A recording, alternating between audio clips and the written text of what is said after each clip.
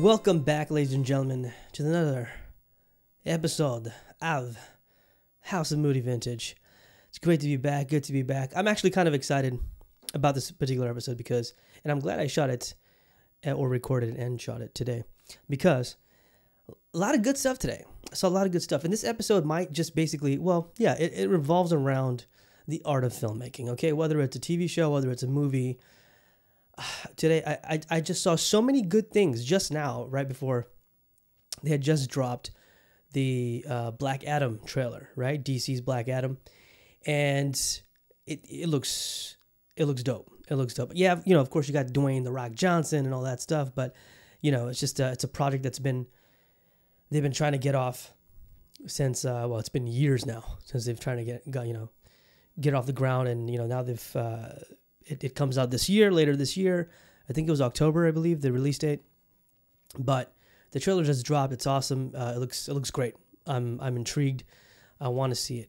So that looks fun. So yeah, just really good things today on a Wednesday, of all days. On a Wednesday, it's Hump Day. Good day actually. I think it's a good timing to consume certain types of content, right? Now for me, we only have so much time to spare, on a single day, right? Also, what else dropped today? Miss Marvel on Disney Plus. I'm excited to see that as well. But I haven't seen it yet. I haven't seen the first episode. I don't know how many episodes. I think it's one episode. The premiere episode. Because usually some shows have they'll drop 2 episodes in the beginning or whatever, just like Obi-Wan, which I will discuss in a bit. Saw the most recent episode for that, episode 4. So, man, okay, I'm gonna get to it. I'm just so excited because I saw today. It was on my list, of course, the Netflix original film Hustle, starring Adam Sandler. Man, I'm telling you, I'm just warning. I'm going to be gushing about this film. This movie is. Let's get to it. Let's go on with the regular, usual program procedure. Okay, let's talk about what I did over the weekend. Guess what I did, ladies and gentlemen? You know what I did? Did not go to the club this time. Very proud of myself. Mainly because the company that I keep decided, some of them decided, let's not do it this weekend. I think we had enough, especially my ass, for 4 consecutive weeks. We was partying. There was a party. There was a club or something was, you know what I mean? A lot of drinks and plenty of, some of that good sticky yicky, that that too. So this time around it was dope. This time around it was just back to my usual pace of living on the weekends. I don't do anything on the weekend. Like, I just want to chill, I mean, I want to do something, that's entertaining. Obviously everyone wants a little bit of relaxation and also some just regular usual R&R. Just chill. That's what I got to do this weekend. Went over to the usual suspects' homes, or home. I only went to one home. We went over to my friend's house, and again, like I said, the usual suspects. We all hung out, had dinner there, watched a movie afterward, which is kind of fun. I wanted to discuss that as well. I've been meaning to talk about that. So 2 nights in a row. It was Friday night and then Saturday night, where we spent watching older Bollywood movies, right? One of our friends hadn't seen one of the films that we'd watched on Friday night, and we were like, okay, let's get her to watch it. She's over, and what movie can we show her or whatever, and we landed on Jab We Met. Now, for my Desi folk out there, South Asian folks out there, you most likely have seen Jab We Met. This movie came out. It kind of blew our minds when we were watching, because a lot of the older movies that you see nowadays, they don't really age well, right? When we revisit certain movies, they don't really age well. So we were watching this, and this one aged okay. Okay, not great, but okay. But I think what happened was there's a lot of things when you do revisit a film, especially a movie like, from the 90s or early 2000s, and I mean mainly around that era. But and I say 90s because the night after we saw a movie which forgot how problematic it was.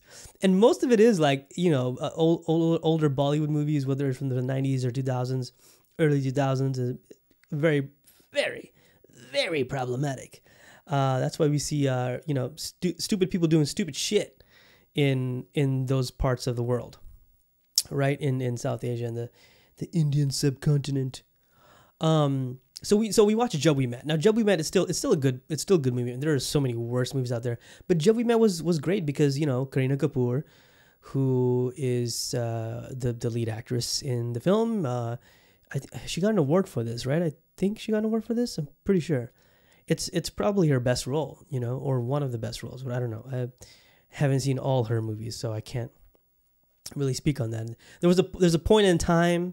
And I don't think this is an age thing. I'm pretty sure this is more like a cultural thing. There's a point in time where I don't know what happened to Bollywood movies. I don't. First of all, I don't like calling it Bollywood. Let's just say Hindi cinema, okay? Hindi cinema. Okay. So yeah, just it obviously Hindi cinema is not the same. And we can always chalk it up to, that old excuse of saying, there was a product of their time. They were just like any movie. It doesn't have to be Hindi cinema or Indian films, but anything that was produced in the 90s or early 2000s, it's only really rare to find a timeless classic, right? It's very rare. Because, to make a successful movie, just as is in general, is a very difficult thing to do. It's very difficult. It's like the success rate would probably be 1%, to make a really, really good movie, and to make a great movie. That's like, it could be rare. It's a very, you could see that as a very rare thing. But anyways, I digress. But so back to the whole Jab We Met. The songs are still fantastic. I love the songs. The soundtrack was awesome. That's not the problem, right? It's the whole, again, it's always back to the whole, perception of love and this and that and all this stuff. And that just got me to thinking, this film, by the way, came out in 2007. I mean, holy shit. It was a while back. Hold on. Let me just, I'm pretty sure it did. We also checked in, while we were watching the movie, obviously, most of us like Google stuff and see, double check on certain things, whatever. It came out in 2007. It also has 100% on Rotten Tomatoes. Okay. No, listen, it's a great movie. It is a great movie. Wouldn't say 100%, but of course this is an old film. It's a 2007 movie, and I wouldn't really put too much weight on the Rotten Tomatoes rating. But yeah, great performances by both Shahid Kapoor and Kareena Kapoor. No relation. Yeah, it was just it just got me thinking, the movies that we used to watch back in the day, how they were and how they are now. And we were young, we were stupid, we didn't know any better, right? We're older now, and here I am, with my friends. I'm 37. No, I won't say her age. That would be very gentlemanly of me, so I'm not gonna say her age. She's not that much younger. Okay, let me just put it that way. And our other friend as well. No, but we are in our 30s now, like mid to late 30s, right? So we go back and look at a movie that even just came out in 2007, like Jab We Met, and we're like, holy shit, there's so many fucking problematic things, and like, not even problematic. I mean, look, before any of that, it's fiction, okay? When you're watching a film, unless it's a documentary, it's fiction. It's a work of fiction. That's all it is, right? You shouldn't put too much weight on it. You can only judge it by, how how the film was made, right? And art is subjective. So we all have different opinions on it. I'm not going to like something that you like and vice versa, right? But, you know, there are certain films out there just, you know, majority of people love or like or didn't like, whatever, so on and so on. So, you know, it's just, yeah, I mean, throughout the film, my friend and I were just like, you know, commentating, like commentary. And our other friend was quite entertained. She liked them. She enjoyed the movie, but also, shockingly, she loved our commentary while we were talking like, you know, a couple of idiots, which in a normal setting it would be not okay, because, you know, if you're at theaters, if you're watching a movie in theaters, obviously you're not gonna fucking talk through the film. You're in the theater. That's just dumb. It's, you know, it's like an unwritten rule. You shouldn't be talking. Shut up. But, you know, you're at home, you're on the couch, you're chilling, you know, it's a casual setting, you know, we're going to talk shit. So, you know, but it was great seeing Joe We Met Again. But the night after we sort of hung out again and we're like, okay, you know what, let's do another Bollywood movie. So that's what we did in the weekend. We just stayed home, chill, you know, hung out, you know, chilling on the couch and just, you know, watched a Bollywood movie. And this one was from the 90s. Wait, I want to double check and make sure that it was, because I don't want to get this wrong. Yeah, okay, yeah. I say that because good thing I did check, because this film actually came out in 1999, right before the turn of the century. So, but, you know, the films, you know, the element in the movie, or the elements in the movie, are very much 90s. Okay, we're still in that 90s thing. You don't really get out of the 90s phase until mid 2000s, right? A lot of that carries over, and this happens in every decade. A lot of the culture before, the fashions before, carry over. So this was in the late 90s, and this is BV number one. Okay, BV number one. Wow, I can't believe I just did that. Well, you know, I'm not ashamed. Okay, not ashamed at all. I grew up watching, you know, Hindi cinema. So yeah, so BV number one, and my God, I mean, what a fucking corn fest. But you know, there's a lot of things to admire. A lot of things are like, I mean, the whole movie is just stupid funny. Like, there was some dialogue in there that we forgot that it was even in there, and we started bursting out laughing because we were like, what the fuck did he just say? And it's cool because, you know, at the end of the day, whether it's like you know, an over the top sort of like, you know, old school Hindi film, you know, like just dumb shit, you still laugh at it because it's entertaining, because a lot of, you know, corny, you know, cheesy shit that's in the film, and you're sitting there just you know, trying not to, I mean, you're trying to take it seriously, but it's just too many funny things, and not intentionally, you know what I'm saying? Or maybe it was intentional, we just didn't realize that when we were young, which could be the case. You know, it could be the case. It's very much likely that it is. So yeah, BV number one was one. So that was the second film we saw on Saturday night, and man. Anyways, all I'm gonna say is Sushmita Sen. So it's. Sushmita Sen is a goddess. I don't think we've ever denied that. I don't think anybody can deny that. Sushmita Sen is, I mean, oh my God. And she has so gracefully, you know, there is this X factor, this sensuality, this sexuality, this natural beauty that you can't explain. Like, that is Sushmita Sen, you know? And I remember, I remember when I was a kid, I was like maybe 10 years old when I actually saw her in LA. I was in Los Angeles, and this was right after she won Miss Universe. So mid-90s, I think it was 94, 95. I'm not sure when she won. I think that's around the same time she won Miss Universe. This is Miss Universe 1994. 94, was it Sushmita Sen? Yeah, 94. Ooh, I still got it. Yeah, so 94. So this was like months after it, literally. And we were at this function. I think it was a concert. I can't remember. And she was there. She was there, I guess, you know, as a guest or whatever. But she had just won it fresh off. And I saw her in person. I was like, oh my God, this woman is... And I'm a kid, right? I'm like 10 years old, and she was probably, Sushmita Sen was like what, maybe 18, 19, maybe. I'm not sure. But I mean, just, and you look at her now, she just looks even better. There are some people who get older and just look better, and it's just, I mean, jaw-droppingly like breathtaking, and that is Sushmita Sen. So shout out to Sushmita. I know you single now, so you know what I'm saying, don't mind me if I try to slip into your DMs on Instagram. No, I don't want to do that, because the last guy did that, and she ended up with her. The last guy ended up with her. They're not together anymore. I don't know what we're wrong. And you know what? Now she's not going to even respond.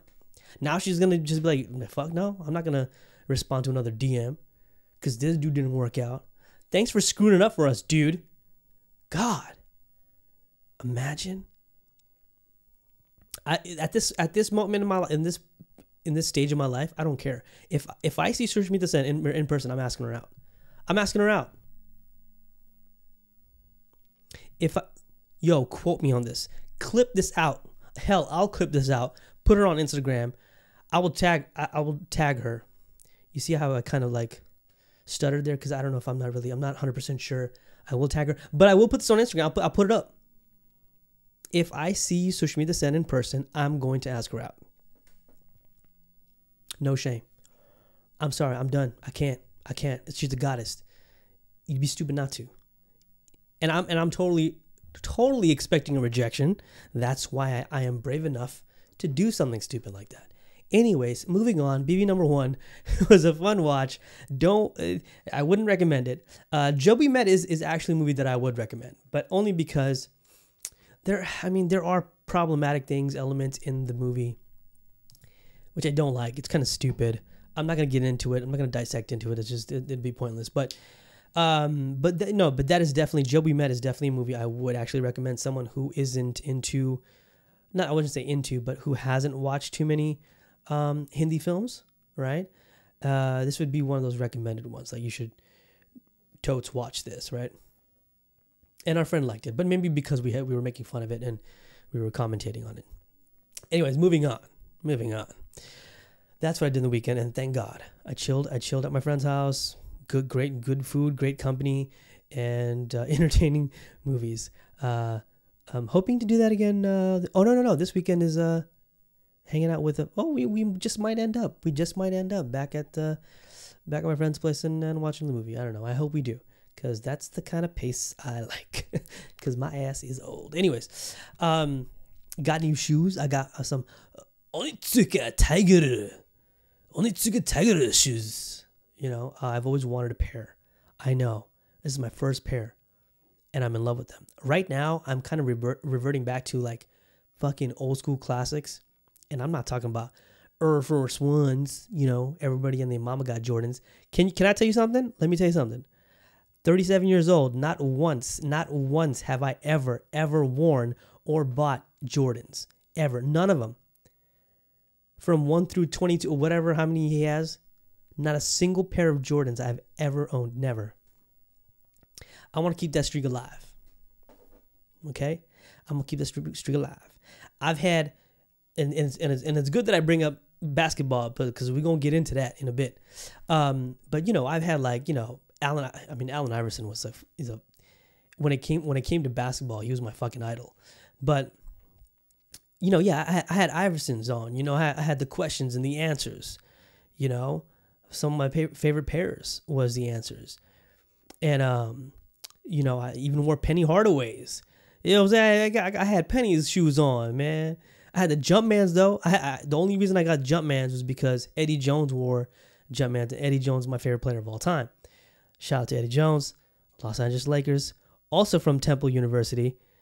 We're going to get into that. See, this is all connected. I'm loving this. This is all connected. I'm going to get to that. I'm going to get to that. What I'm talking about is the movie Hustle. I will get to that. Anyways, so yeah, I wore all these different shoes, different types of shoes, but I'm reverting back to a lot of the older classics, even before all this Nike and Adidas and all that shit, you know,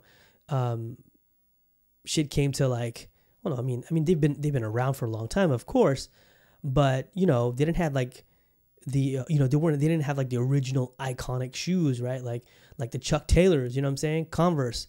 I fucking love Converse. Maybe that's the Cali in me. I'm a Cali native, Southern California. I grew up there. That's my home state. And we're the Chuck Taylor culture. We got the Converse Chuck Taylor culture. So that's nothing new. I will always wear Chuck Taylors. You know what I mean? That's always going to be in my collection. So yeah, Converse, and now I'm going, Onitsuka Tigers. Onitsuka Tiger. I like saying that. I've always wanted a pair, so I got it. And I know for a fact I'm going to add to that collection. So can't wait to that. And I'll have like Nike Cortez and all that stuff. Like I wear these old school ass, bomb ass Southern California. And I know Onitsuka wasn't really a Cali thing, but it's still very old school. And I just love that.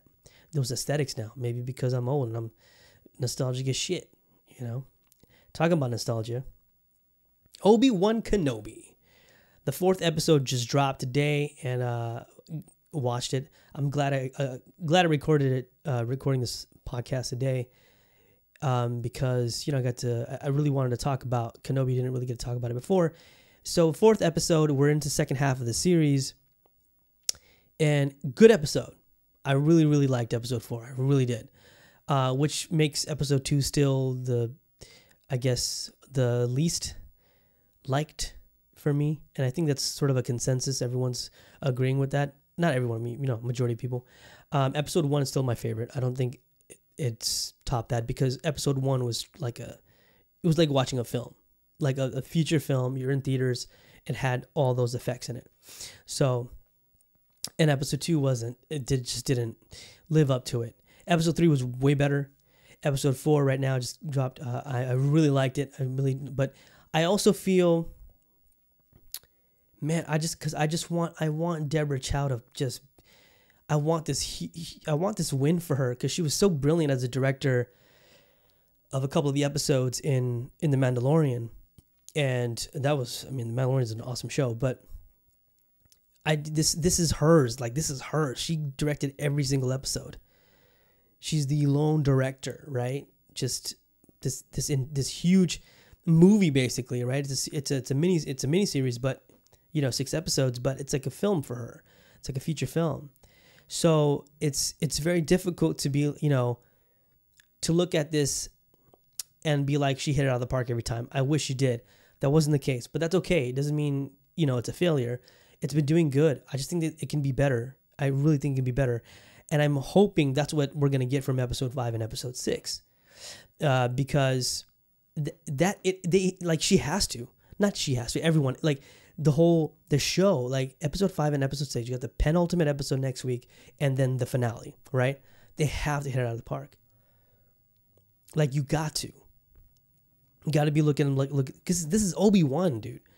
This is an iconic fucking character, Obi-Wan Kenobi, and there is an iconic villain. One of the greatest villains of all time, and Darth Vader, right? And I don't know. I really hope that's the case. And I didn't want to bring this up, but there are certain things that's just not working for me. I wouldn't say I'm jaded by it. Not jaded. Why did I say jaded? That's the wrong word. My apologies. I don't know why I said jaded. I'm not, it's not jarring, right? When I see this. Okay. So Moses Ingram, right?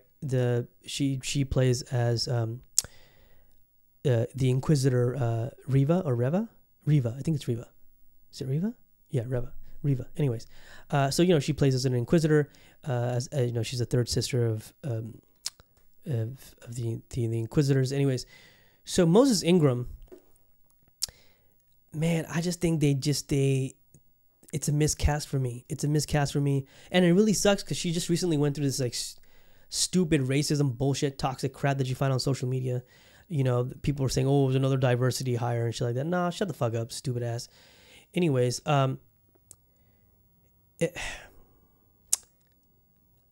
she's just not working for me. I'm not sold by her at all. I just don't think, I don't want to say she's a bad actress. I just think she's not right for the role. She's just not selling the character for me. And her acting is not great. It's not great, and I think she's like probably the weakest link out of the entire cast. You know, the other Inquisitor, the fifth brother, is Sung Kang. You know, from the Fast and Furious, Tokyo Drift. I'm pretty sure you guys know who I'm talking about, Sung Kang. You know, he plays one of the Inquisitors. He plays his role pretty well. You know, he knows his character pretty well. And Ewan McGregor, so that's dumb. Even little Leia, like the Princess Leia, the little girl who plays Princess Leia, the little actress, her name's Vivian Blair. Even she's doing a great job. And you wouldn't expect more of that because, you know, she's a little kid. You can only expect so much from a kid, but she's doing a wonderful job as a young Princess Leia, right?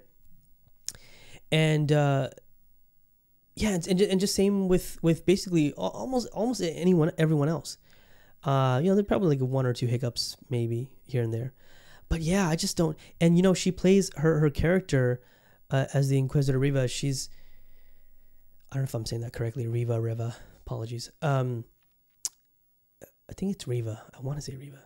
Anyways, she plays a significant role in the story, so I don't want to say it's jarring, but you know, when I see her on screen, it's a little hard to digest, and it sucks because, you know, you want everyone to do well, but yeah, it's borderline. She's not horrible, she's not terrible, but a lot of the acting is very reminiscent of the trilogies from the 90s, you know, from the late 90s, episode 1 through 3, Star Wars, right? A lot of that acting was just not great. And that sucks because it's like, that's kind of like the responsibility of the director. You know, I'm thinking like, Deborah, are you forcing this? God, I hope not. I hope it's not you, or maybe it's just the studio. I don't know. Maybe it is a studio. I don't know. And it's not about race, you know, that she's a black actress, which is, you know, fucking crazy that people are so fucking stupid. She's just not, I don't think she's just right for the role. Anyways, it's a bummer, but you know, I'm still excited for the final 2 episodes, and I think I have a feeling that it's going to be awesome. That's going to be great, and a great way to end it, you know, especially when it's the final 2 episodes of the series. So that was Obi-Wan. Now, let me get to, man, I got so much to talk about. Okay, so now we go to the Netflix original film, Hustle, right? Starring Mr. Adam Sandler, stupidly rich Adam Sandler, you know, incredibly successful. So Adam Sandler plays, and I was so hyped about this film because I love Adam Sandler in these types of roles. He hits it out of the park every fucking time in these roles. And of course, you know, there is the humor element into it because, you know, he's a comedian. That's what he does. It's in his blood. You know, that's where he started, you know, as you know, doing stand up and all that stuff, and, you know, Saturday Night Live and whatnot. So you know, so that element is always going to be there. But man, when he does the more serious roles, and yes, the character he plays Stanley Sugarman.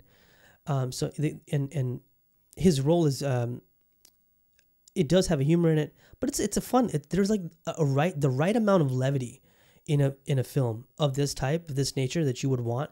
It has, and this is such a great film. This is a movie I think people could have easily seen it in theaters. They could have easily released this in theaters. I think it is up to that caliber, and I'm talking because I think it was executed so well, from the writing, the performances, you know, the direction, the editing, the soundtrack. You know, you gotta play the soundtrack. It's dope as fuck. It's very old school, you know, in that sense. But you know, it takes place during, you know, like today, modern time.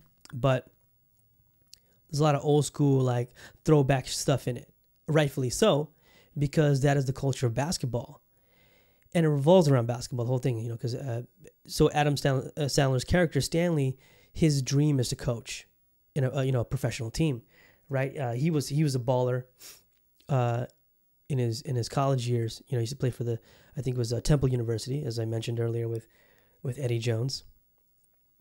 And so yeah, he used to play at Temple University. You know, he was a prospect. You know, he was a baller. He was a dope ass baller, and got into an accident. things didn't work out, and it happens all the time. You know, when you get injured or something like that, or an accident happens, and you know, there goes your playing career, right? Or some other stuff. I'm not gonna spoil the story for you, so I'm not gonna get into details. Anyway, so yeah, and now he's a hired recruiter. He's like a top-notch recruiter from within Philadelphia. He's hired by the Philadelphia 76ers franchise. You know, he has ties with the city. Of course, he's a hometown Philly boy. You know, this movie takes place in Philadelphia, and so he's hired to go out just like any other recruiter from a major franchise. He goes around the world, scouting players and try to bring him to the NBA, or maybe get him to the draft, get him to play professional basketball. Early 20-somethings. At the college level type of age. Or else if you're older than 22, you can't really enter the draft or whatever, unless you're still in college. Anyway, so yeah, he finds his unicorn in Spain, in Mallorca, in Mallorca, España, and Bo Cruz, who is the second lead, basically, played by Juancho Hernan Gomez. Juancho Hernan Gomez. Gomez. So yeah, Juancho is of course he's a baller, and he plays as Bo Cruz, and this is Adam Sandler's or Stanley the character, Stanley's unicorn. Like, this is the guy. He's gonna be the golden goose, so to speak, kind of thing. Get him to the pros. And then Stanley's gonna be rewarded for finding the guy or whatever. And I'm not gonna get into the details. I guess I highly recommend that you guys watch this movie, Hustle, on Netflix. I said I'm not gonna get into details because you just have to watch it. So I will say this about the film: it is just wonderfully made, fantastically made. His chemistry, Adam Sandler's chemistry with Juancho, is brilliant in the movie. It's very much, it has that authenticity, that old school, sports movies where, the coach is being the coach and he's got a star player and, they're connecting. He sort of kind of plays a father figure role to him, but it's not corny. It's not over the top. It's not cheesy and all that stuff. Certain things that you might have probably seen in the 90s, right? Again, a little shout out to the 90s. And a lot of, and the actors are obviously fantastic. The cast is awesome. Ben Foster, great actor. Robert Duvall's in it. I was just about to give you a spoiler. I'm not gonna say that. Okay. Queen Latifah, who plays Adam Sandler's wife. Can I just say something, man? Queen Latifah, bro. Oh my God. That woman is so fine. I have always found Queen Latifah attractive. Always, man. From the 90s all the way right now to 2022.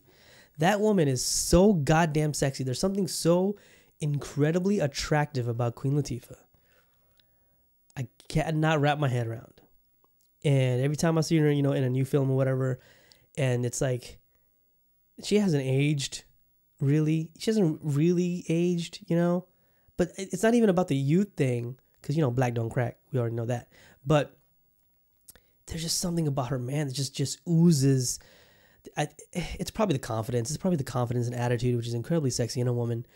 And she's got that. I fucking love Queen Latifah. She's so goddamn fine. Anyways, I digress. Listen, like, everyone, and there are so many, of course, legendary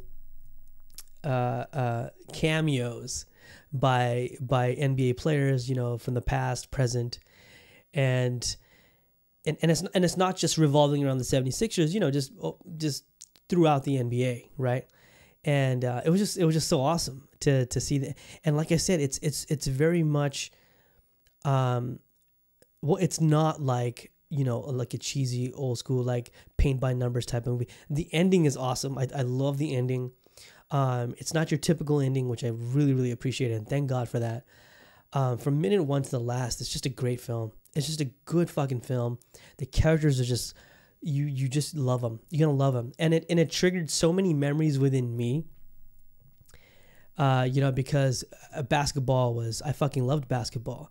Even though I grew up, my first passion was always film, but sports was a huge part of my life, especially if you're a kid in Southern California, or in the state of California, whether it's Cali, whether it's Texas or Florida, which are the three biggest producers of freaking elite athletes, right? I mean, as a whole, when you're talking about generating batches of like incredible players, it's those three states, and those three states are like huge when it comes to sports. They're huge. And when it comes to recruiting, when it comes to producing or whatever. So and Cali's one of them. If you grew up in Cali, you're just gonna get into sports, man. Especially in Southern California. I grew up as a Lakers fan, not a Dodgers fan. I'm sorry. I'm a Yankees fan. I know. Don't shoot me. Don't shoot me. Hey, it could be worse, Dodgers fans. I could be a Giants fan. You don't want that. Okay? You don't want that. Okay? Screw Giants. Not really. I don't really care about the fucking Giants. No, but I know it's weird. I've never been. I didn't grow up a Dodgers fan. I was a Yankees fan. Derek Jeter was my favorite player of all time. He still is. I love the guy, and that's why I was a Yankees fan. I still am. Go Yankees! They're the number one team in the league right now. So, holla.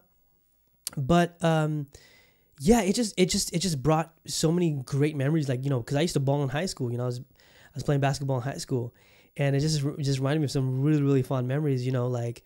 Just that same, in the film Hustle, right? The grind, like you competing against yourself, like bettering yourself, learning to play as a team, learning discipline and all this stuff. And it's just the camaraderie with your teammates and all this stuff. And I mean, you don't get too much of that in here because it's more about, getting a kid, a Spanish kid out of the, excuse me, out of like, not so nice neighborhood, rough type of neighborhood. You get him out and he gets a shot at the NBA because, this dedicated, like, equally, competitive individual finds you and then, gets you a shot, and he's personally handling your success, which is, fucking amazing. But it just reminded me of those, like, those summer days. We used to play summer ball, and summer ball was 6 a.m., bro.